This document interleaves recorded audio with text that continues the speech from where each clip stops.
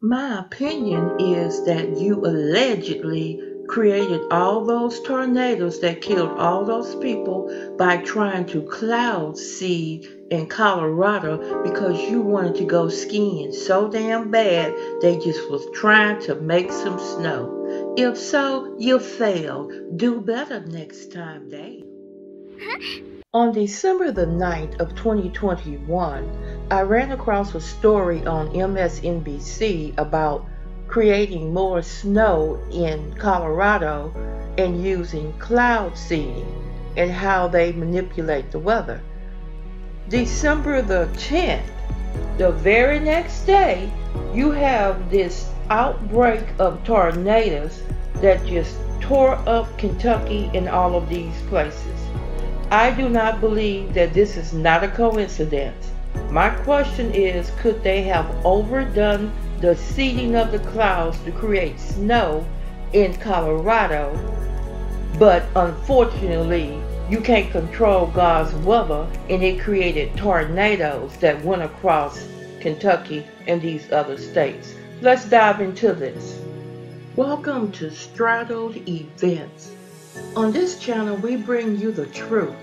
Sometimes the truth is quite ugly, unbearable, and you just don't want to deal with it. But on this channel, you're going to get it anyway. We deal with controversial and very highly opinionated topics. It is called Straddled Events because most people are one foot in and the other foot out. Meaning, you are straddling between the fence of good versus evil, right versus wrong. And on this channel, we're going to tell you to do better. Let's go. I really believe that this cloud seeding has a lot to do with all of this bad weather. The storms are getting stronger and stronger, and you're manipulating nature to try to get what you need. And nature has provided what we needed all this time. My question is, are we utilizing what nature has given us? Are we utilizing it correctly, efficiently? Can we do something smarter when it comes to what nature is already providing? Like quit wasting water. There were three men that invented the cloud seeding: Vincent Schaefer, Irving Langmuir, and Bernard Vonnegut. On July 14, 1946, Vincent Schaefer wanted to try a few experiments at General Electric's Schenectady Research Lab.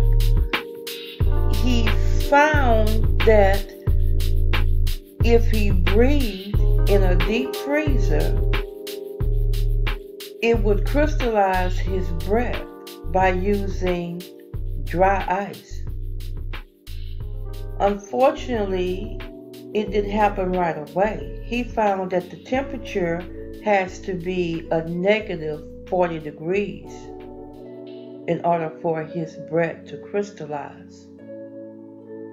This is how this cloud seeding began. In the process of doing this article, doing this video, I found that there was also a guy by the name of J. Dessens of the Observatoire de Paille de Dôme in France. He found a way to make tornadoes artificially. Did you hear me? To make tornadoes artificially. On a plateau in the south of France, the observatory built an apparatus which was originally intended for making artificial cumulus clouds.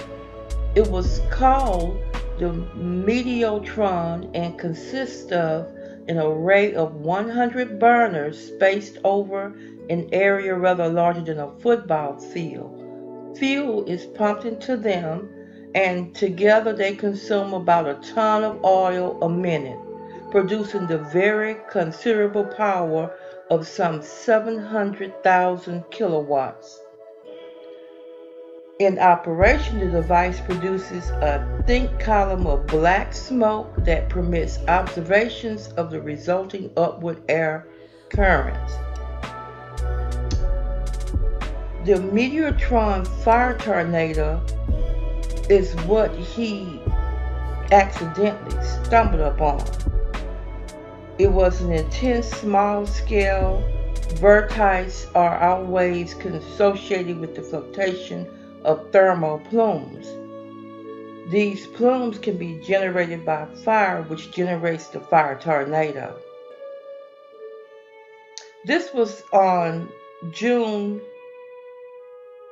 17th of 1961 through 1969. They played around with inventing tornadoes.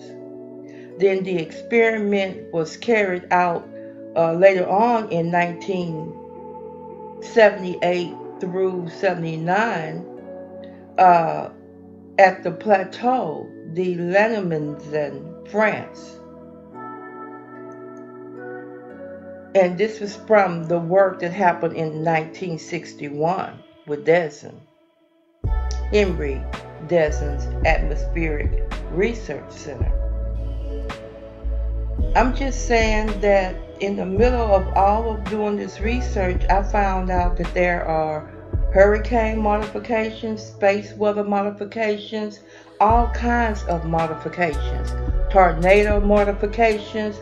It's just man is creating all of this nonsense because they want to be smart. And I can see them in the process of trying to, one outdo the other, trying to make things bigger and stronger and just experimenting. And unfortunately, we human beings are their guinea pigs for all the ones that's out there, creative scientists that don't want God to do his work. They want to do the work for him. And the end result, I believe, are all of this crazy weather, horrific hurricanes and tornadoes at their strongest peak ever. We're in trouble. While researching this topic, I ran across an article that was written by a man by the name of James F. Lee Jr. The name of his article is The World's Most Comprehensive Weather Control Timeline. And he explains the difference in 3 different types of modifications: geoengineering, weather modification, space weather modification. Geoengineering, also known as climate engineering or climate intervention, is the inadvertent, unintentional or accidental, or intentional attempt by humans to control the temperature of the world and or modify nature on massive scales to achieve a desired result, such as the melting of the Arctic or dissolve the Dust Bowl. Weather modification is the inadvertent or intentional attempt by humans to control rainfall, hail, lightning, cyclones, and any other tropospheric weather phenomenon. Space weather miotification is the inadvertent or intentional attempt by humans to alter our upper atmosphere, ionosphere, mesosphere, through rockets and satellite chemical releases and injection of high-powered electromagnetic radiation, like ionospheric heaters, lasers, and charged particles beams. This is what they're playing around with in our weather. And you can go back and do some research and you'll see it's all types of people that have invented different things. There was a man by the name of James Polidepsi. He was the Storm King. There was another man by the name of Frank Melbourne, he was considered the Ohio rain wizard. There's a man by the name of C.W. Post, serial Caesar and Rainmaker. There's all kind of people out there that have experimented with manipulation of the weather. This is serious. Back in 1961, J.F. Kennedy said that it should be a worldwide event. All countries need to pull together when it comes to modification of the weather. We shall propose further cooperative efforts between all the nations in weather prediction and eventually in weather control. What has changed is meteorologists' ability to time and target cloud seeding operations to maximize their impact. When we looked up at the seeding line, there were clouds, but we didn't see any precipitation. Most of the time, you have some natural precipitation. Because there was no natural snowfall to muddy up the results, the researchers could see exactly how much snow fell, when, and where. As research has now shown that large amounts of silver iodide may accumulate in the environment and affect certain phytoplankton and soil bacteria. My question is, are they overdoing it with the cloud seeding in creating this bad weather? Because I believe anything that can be manipulated is not nothing natural of God, and you don't know the outcome until you manipulate it and you see the outcome. My question is, are you putting all this iodine and creating all these clouds, creating all this weather? Could it possibly be going in the wrong direction? Because that's what it seems like to me, and I'm not a meteorologist. All right, making snow, changing the weather. It sounds like the beginning of a Marvel movie. Yeah, well, and look, your viewers will remember this is kind of a continuation of the story we did on the Colorado River this summer. We're standing at Lake Mead. It was a frightening sight of how low it is. And then here, there's almost no snow around me. I'm up in the Rockies. I am at a high elevation. We are between Vail and Beaver Creek. It is unusual. And so, as you said, people are turning now to an old method, cloud seeding, to try to get it to rain and snow more. This is a water story. This is a water crisis story. This is a climate story. We had a chance to talk to Mike Eitel. He does this. It's water resources issues for the state of Colorado. Here's a little bit more on cloud seeding. Take a listen. This thing burns silver iodide and it disperses it into the clouds to create snow. This is moisture in the cloud that would not fall out normally. So where I use the analogy of squeezing a sponge, you just get a little bit more out of every storm, and across the landscape that adds up to acre feet per year. So all this was for the Colorado River Basin as a whole. Any productivity is increased water supply for all sides of the divide. Increasing drought has been more of the prevailing conditions. Every drop counts. It matters. I've never covered the climate and met anybody who says, no, I can create more water, I can create more snow. It's an unusual... This isn't the panacea, though. This isn't the silver bullet. This is just, again, it's a tool in the toolbox. But it's, during drought conditions, people look to it. But again, we're doing this year in, year out. The idea is to increase what these storms are putting out by 2 to 12%. May not sound like a lot, but we're talking about billions of gallons of water here in the West. And Chuck, I may have misled you a little bit a few months ago. I said that there's no infrastructure plan in America that could make it snow or rain more. Yeah. I'm not so sure anymore. $8 billion for Western water issues. States like Idaho, states like Montana, states like Colorado, they're going to be going for that money, and they're going to be going for it on these kind of programs, Chuck. From the air, you can see clearly the city of Mayfield in western Kentucky is devastated. Storm chaser Brandon Clement raced here. When I'm looking at the trees and everything is just completely sawed off, buildings are completely flattened, cars have been picked up and thrown, you know right away you're dealing with a violent tornado.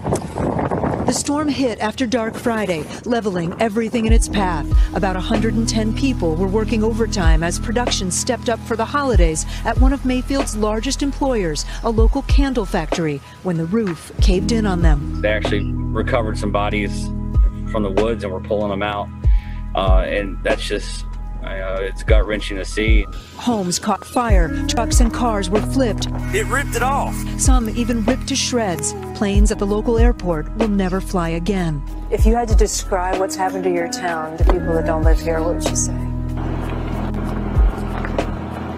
It's gone. Across Kentucky, more destruction from a train derailment in Hopkins County to destroyed homes and businesses in Bowling Green and roofs ripped off homes in Danville. This event is the worst, most devastating, most deadly tornado event in Kentucky's history. I believe that by the end of today or tomorrow, we will be north of at least 70 lives lost here in Kentucky. I think we will have lost more than 100 people, and I think it could rise significantly in those numbers. Kentucky's governor calling for those in his state who can to give blood to help. We are ground zero, and I know this community is hit. It's been hit really hard. It's going to be a tough night for a lot of people across Kentucky. The scope of what happened only now becoming clear. As many as 36 tornadoes causing destruction across 6 states. In Arkansas, a nursing home with 65 residents completely destroyed. At least one resident died.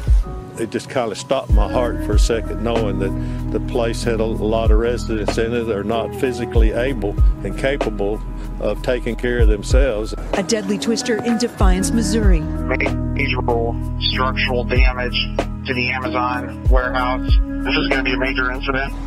In Illinois, fatalities at an Amazon warehouse and more damage across Mississippi and Tennessee. An older woman in Kingston Springs, Tennessee, was pinned underneath a mobile home from the waist down until firefighters pulled her free. Tonight, she's in critical condition. President Biden today approving a federal disaster declaration for Kentucky, instructing FEMA and other federal agencies to move in quickly. The federal government will do everything it can possibly do to help. Kathy Park is at that candle factory here in Mayfield where the heartbreaking search for survivors is still underway. Let's go to her now. Kathy.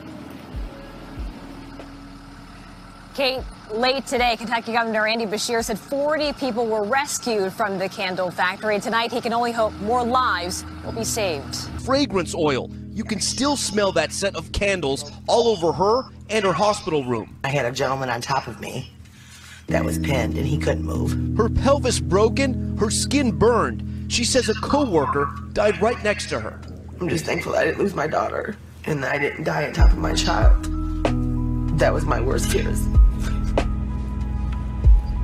Now, at least one worker has told NBC News that when that first storm siren went off, many workers did leave, but for one reason or another, 110 workers remained inside that plant working, Lester. So what's the latest account now from the factory? We have a major update tonight, so we do know that 8 people have died, unfortunately, but now the company has told us they have reached out to 102 of their workers who survived. No one else is missing at the candle factory, Lester. Right, Tom, thanks very much. I know we have much more tonight on Top Story on NBC News Now.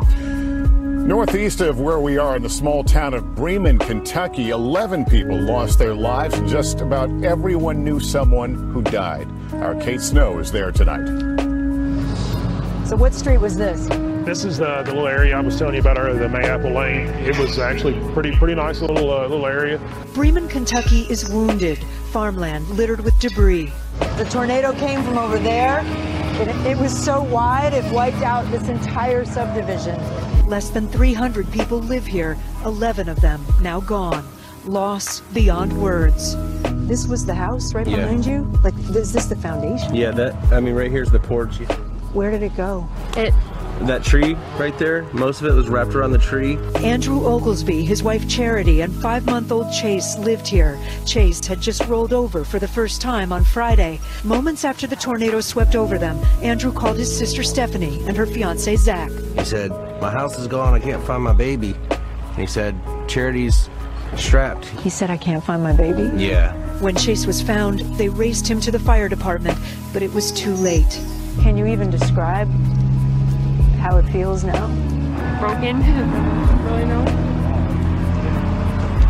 Chase's parents are still in the hospital. Andrew has a bad neck injury. Charity had neurosurgery on her spine, but they say it's a miracle they're alive. In Bremen, unfortunately, they're not alone in their grief. There's other people that her family knows that died too. You'll have a community of grief now. You'll have a community to lean on. Right. Yeah, we're all gonna just get into it together the best we can. The family started a fund to help with hospital bills and so much more. They literally lost more than everything, you know. They lost their son. Yeah. They're grateful for everyone who's come to help. Someone even found the family's Christmas tree. Yeah, this was their Christmas tree. Someone found it in the rubble. A cross nearby in honor of a little boy. It's just awful. Kate, what are you hearing about the parents' injuries? Yeah, so Charity had surgery. She's on a ventilator now. Andrew, for the first time today, was able to get up and walk using a walker. So they're slowly rehabilitating, but it's going to be a long road, Lester. They wanted to speak out, this family, because they want everybody to know how much they are thankful for their neighbors and even strangers who come to help. All right, Kate, we thank you for sharing that story. Also tonight, a federal investigation is underway after a tornado smashed into that Amazon warehouse in Edwardsville, Illinois, killing 6 people there. Our Morgan Chesky has that story.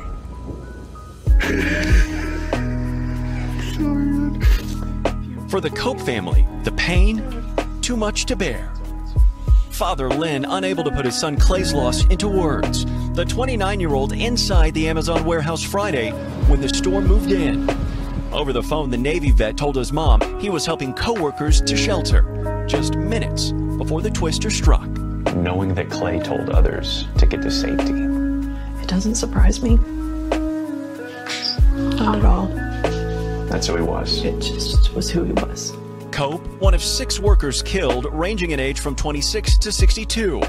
The EF3 tornado nearly cut the football field-sized warehouse in half. 40-foot concrete walls collapsed, causing the roof to cave in. Amazon telling NBC News all 46 workers inside were instructed to move to a protected, sheltered area as soon as sirens went off.